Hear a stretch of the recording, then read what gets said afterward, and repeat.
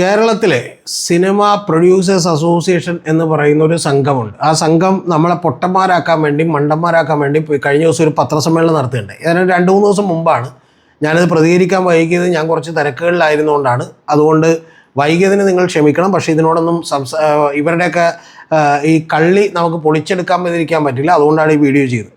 അതിലേറ്റവും പ്രമുഖൻ എന്ന് പറയുന്നത് സുരേഷ് കുമാറാണ്. അദ്ദേഹം വന്നിട്ട് പറയുന്നത് മലയാള സിനിമ വലിയ പ്രതിസന്ധിയിലൂടെ പോയിക്കൊണ്ടിരിക്കുകയാണ്, അതുകൊണ്ട് ജൂൺ 1 മുതൽ ഞങ്ങൾ സിനിമ നിർത്തിവെക്കും എന്നാണ്. അങ്ങനെ നിർത്തിവെക്കല്ലേ, ഞങ്ങളൊക്കെ ശ്വാസം കിട്ടാതെ മരിക്കും എന്നുള്ളതാണ് എനിക്ക് ആദ്യമേ തന്നെ പറയാനുള്ളത് സുരേഷ് കുമാറിനോട്. രണ്ടാമത്തെ കാര്യം, സുരേഷ് കുമാർ പറയുന്ന ഏറ്റവും പ്രധാനപ്പെട്ട പ്രശ്നം എന്ന് പറയുന്നത് 2 പ്രശ്നങ്ങളാണ് അദ്ദേഹം കണ്ടെത്തിയിട്ടുള്ളത് സിനിമയുടെ പ്രതിസന്ധിക്ക്. ആ പ്രതിസന്ധിക്ക് കണ്ടിട്ടുള്ള 2 പ്രശ്നങ്ങൾ. ഒന്ന്, താരങ്ങളുടെ വേതനം അത് കുറക്കുക എന്നുള്ളതാണ്. ഇതൊക്കെ വെറും അസംബന്ധമാണ്. എല്ലാ തവണയും ഇവർ ഇതുപോലെ പറയും, ഒരു താരവും ഇന്നേ വരെ വേതനം കുറച്ചിട്ടില്ല, നിങ്ങൾക്ക് സൗകര്യം ഉണ്ടെങ്കിൽ സിനിമ എടുത്താൽ മതി. ഇത് യഥാർത്ഥത്തിൽ ഞാനൊക്കെ മറ്റേ സ്കൂളിൽ പഠിക്കുമ്പോൾ മുതൽ കേട്ടിട്ടുള്ളതാണ്. മറ്റേ എയ്ഡഡ് കോളേജ് സ്കൂളുകളിലെ അധ്യാപക നിയമനം PSC കൂടുക. SFI അന്നും പറഞ്ഞുകൊണ്ടിരിക്കുകയാണ്, ഇന്നും പറഞ്ഞുകൊണ്ടിരിക്കുകയാണ്. ഇതുപോലെ ഇവരെല്ലാ തവണയും പറയുന്ന വെറും പൊട്ടത്തരം മാത്രമാണ്. താരങ്ങളുടെ വേതനം കുറക്കുക. താരങ്ങളുടെ വേതനം ഒന്നും കുറക്കാൻ പോകില്ലെന്ന് ഇവർക്കറിയാം. പ്രമുഖരായ താരങ്ങളൊക്കെ വേതനം കുറക്കണമെന്ന് ഇവർ ആവശ്യപ്പെട്ടില്ലെന്നറിയാം. ഇവർക്കൊക്കെ ഡേറ്റ് കിട്ടിയാൽ ഇവർ പോയി സിനിമ ചെയ്യുമെന്നറിയാം. പക്ഷേ ഇവരെ പോലെയുള്ള കുറച്ച് ഉടായ്പ് തരികിട ടീംസ് വന്ന് ജനങ്ങളെ പൊട്ടന്മാരാക്കാൻ വേണ്ടി നോക്കുകയാണ്. താരങ്ങളുടെ പ്രതിഫലം കുറക്കണമെന്നാണ് ഒന്നാമത്തെ ഡിമാൻഡ്. രണ്ടാമത്തെ ഡിമാൻഡ് ഗവൺമെൻറ്റിൻ്റെ ടാക്സ് കുറക്കണമെന്നാണ്. ആ ടാക്സ് കുറക്കണം എന്ന് പറയുന്നതിൽ ചെറിയൊരു ലോജിക്കുണ്ട്. കാരണം കേരളവും തമിഴ്നാടും മാത്രമാണ് GSTക്ക് പകരം എക്സ്ട്രാ അഡീഷണൽ ടാക്സ് വെച്ചേക്കുന്നതെന്നാണ് അവർ പറയുന്നത്. അത് ശരിയാണെങ്കിൽ നമ്മളതൊന്ന് പുനഃപരിശോധിക്കാം. പക്ഷേ എൻ്റെ അഭിപ്രായം ഗവൺമെൻറ് ഈ സിനിമകളൊക്കെ കണ്ടിട്ട് ചില സിനിമകൾക്കൊക്കെ ടാക്സ് കൂട്ടണമെന്നുള്ളതാണ്. കാരണം ജനങ്ങളെ പറ്റിച്ച് ഇവർ കാശടിച്ചു മാറ്റിക്കൊണ്ടിരിക്കുകയാണ്. അപ്പോൾ ആ കാശ് പകുതിയെങ്കിലും ഗവൺമെൻറ് മേടിക്കുന്നത് നന്നായിരിക്കും എന്നാണ് പറയാനുള്ളത്. വെറും ദുരന്തങ്ങളായിട്ടുള്ള സിനിമകളാണ് ഇവരെടുത്തിട്ടുള്ളത്. ആ സിനിമകൾ കൊണ്ടിട്ടാണ് ഇവിടെ സിനിമ വിജയിക്കാത്തത്. ജാനുവരിയിൽ 110 കോടി രൂപ നഷ്ടമുണ്ടായി എന്നാണ് പറയുന്നത്. കഴിഞ്ഞ കൊല്ലം മാത്രം 700 കോടി രൂപയുടെ നഷ്ടമുണ്ടായതാണ്. ഇത്രയൊക്കെ നഷ്ടമുണ്ടായിട്ടും ഇവർ ഈ സിനിമ എടുക്കുന്നുണ്ടെങ്കിൽ ഇവരുടെ വീട്ടിൽ മരം കായ്ക്കുന്ന പണമുണ്ടോ? ഈ പണം എവിടെ നിന്നാണ് വരുന്നത് എന്നുള്ളതിനെക്കുറിച്ച് എൻഫോഴ്സ്മെൻറ്റ് ഡയറക്ടറേറ്റും CBIയും കേരള പോലീസും ഒക്കെ വിജിലൻസ് വിഭാഗമൊക്കെ അന്വേഷണം നടത്തേണ്ടതാണ്.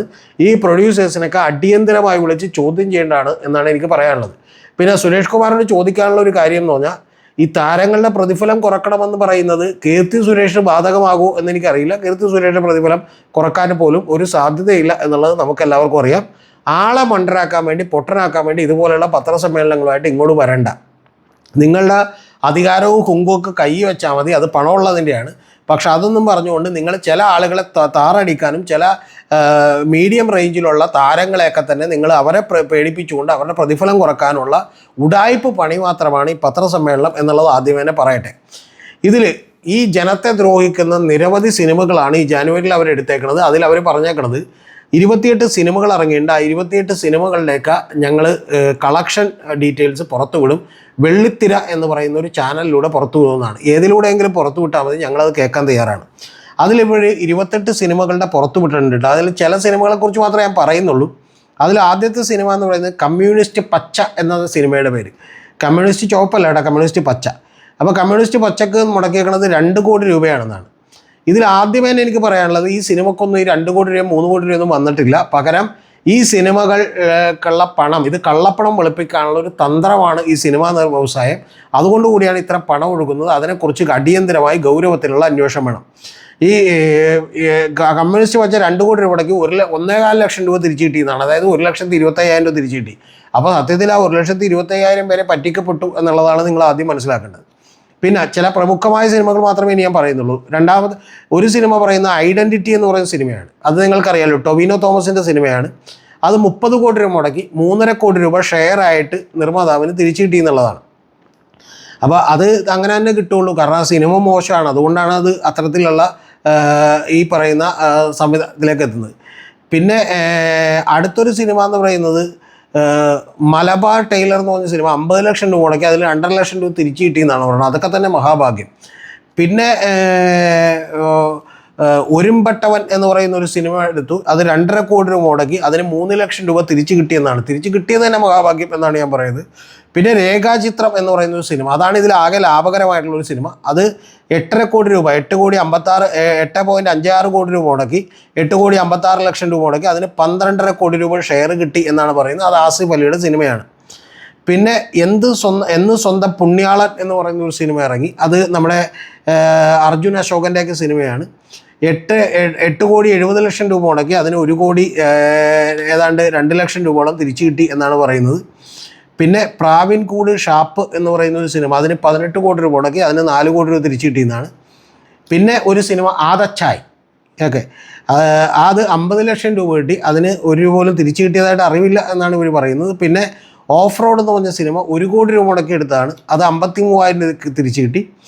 1098 എന്ന് പറഞ്ഞൊരു സിനിമ 40 ലക്ഷം രൂപ മുടക്കി സിനിമ ചെയ്തു എന്നാണ് പറയുന്നത്, അതിന് ഒന്നും തിരിച്ചു കിട്ടിയിട്ടില്ല എന്നാണ്.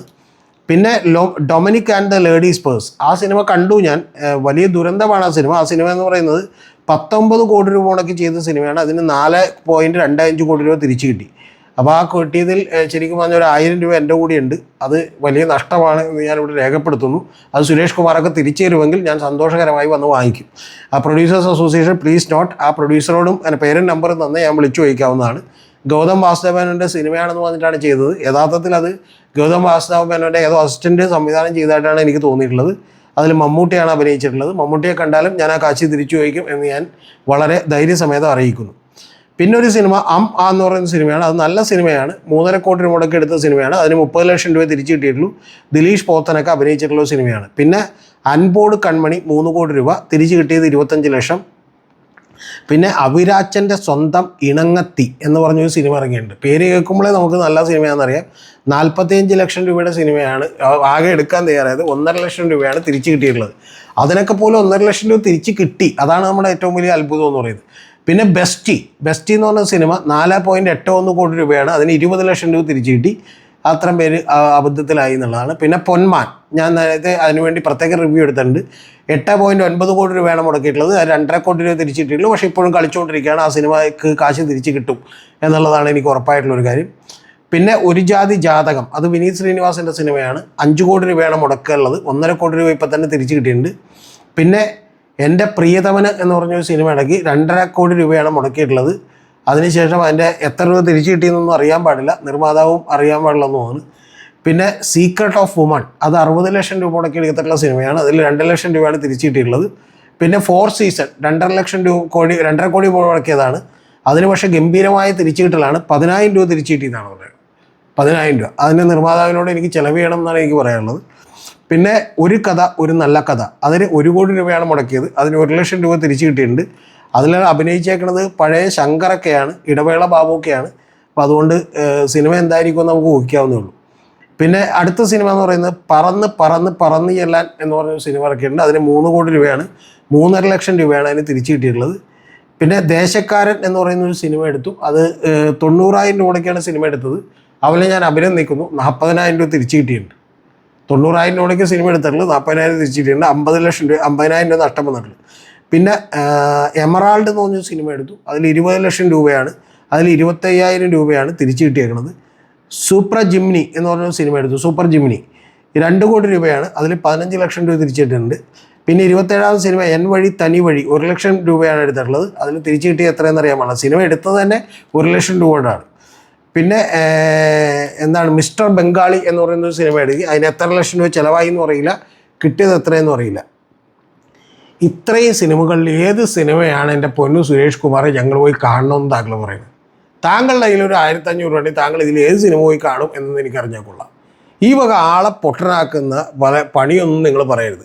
110 കോടി രൂപ നഷ്ടം ഉണ്ടായിട്ടുണ്ടെങ്കിൽ ഇവനൊക്കെ നഷ്ടം ഉണ്ടാകാൻ വേണ്ടി മാത്രം സിനിമ എടുത്താണ് ഇതിൽ 90% പേരും. അത് കള്ളപ്പണം വെളുപ്പിക്കാൻ വേണ്ടിയിട്ടാണ്. ഗവൺമെൻറ് അടിയന്തിരമായി അതിനെക്കുറിച്ച് അന്വേഷിക്കണം. ഇവരുടെ നേരത്തെ ഞാൻ പറഞ്ഞ പോലെ മരം കായ്ക്കുന്ന പണമില്ലെന്നുണ്ടെങ്കിൽ ഇത് ശരിക്കും പറഞ്ഞാൽ എന്താണ് ഇതിനിടയിൽ സംഭവിക്കുന്നത്, സിനിമാ രംഗത്ത് സംഭവിക്കുന്നത് എന്നുള്ളത് നമ്മൾ അറിയണം. ഇതിൽ പല സിനിമകളും എടുത്തിട്ടുള്ളത് മറ്റു പല പണികൾക്കും വേണ്ടിയിട്ടാണ്. അതൊന്നും ഞാനിവിടെ വിശദമായി പറയുന്നില്ല. അകത്തു നിന്നുള്ള പല ഇൻഫർമേഷൻസും ഞാൻ എടുത്തിട്ടുണ്ട്. അതൊക്കെ നമുക്ക് പറഞ്ഞാൽ ശരിയാകാത്തതുകൊണ്ട് പറയാത്തതാണ്. ആളുകൾക്ക് ഊഹിച്ചിട്ടുണ്ടെങ്കിൽ മനസ്സിലാവും. മറ്റ് ചില സിനിമകൾ എടുത്തേക്കുന്നത് കള്ളപ്പണം വെളുപ്പിക്കാനാണ്, വലിയ പണം മുടക്കി എടുത്തേക്കുന്നത്. അല്ലാതെ ഇതിൽ യഥാർത്ഥത്തിൽ ഏതാണ്ട് 2-3 സിനിമകൾ മാത്രമാണ് സീരിയസ് ആയിട്ടുള്ള എഫേർട്ട് ഉള്ളത്. ആ സീരിയസ് ആയിട്ടുള്ള എഫേർട്ടുള്ള സിനിമകൾ ആളുകൾ കണ്ടിട്ടുണ്ട്. അല്ലാതെ നിങ്ങൾ നഷ്ടം വന്നു കരഞ്ഞു എന്ന് പറഞ്ഞിട്ടൊന്നും കാര്യമില്ല. എനിക്ക് ഗവൺമെൻറ്റിനോട് പറയാനുള്ളത്, ഈ തരത്തിലാണ് മലയാള സിനിമ പോകണമെങ്കിൽ ആണെങ്കിൽ ടാക്സ് 30% വരെ 50% ഉയർത്തുന്നതാണ്. ഞങ്ങളെ പറ്റിച്ചുകൊണ്ടിരിക്കുകയാണ്. അപ്പോൾ അതുകൊണ്ട് തന്നെ ആ കാശിൻ്റെ പകുതി ഗവൺമെൻറ്റെങ്കിലും എടുക്കണമേ എന്നാണ് എനിക്ക് പിണറായി വിജയനോടും സാംസ്കാരിക വകുപ്പിൻ്റെ സജി ചെറിയാനോടും ഒക്കെ അഭ്യർത്ഥിക്കാനുള്ളത്.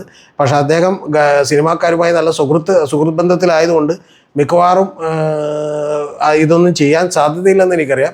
പക്ഷേ എങ്കിലും എൻ്റെ ആവശ്യം ഇതാണ്. ഇത് കേൾക്കുന്നവർ കൂടി താഴെ ഇതിനു വേണ്ടി കമൻറ്റ് ചെയ്യണമെന്ന് ഞാൻ അഭ്യർത്ഥിക്കുന്നു. കാരണം ഈ സിനിമ കണ്ടിട്ടുള്ളവരൊക്കെ ഉണ്ടെങ്കിൽ എനിക്കൊന്ന് അറിയാനാണ് ഈ സിനിമകളുടെയൊക്കെ നിലവാരം എന്താണ്.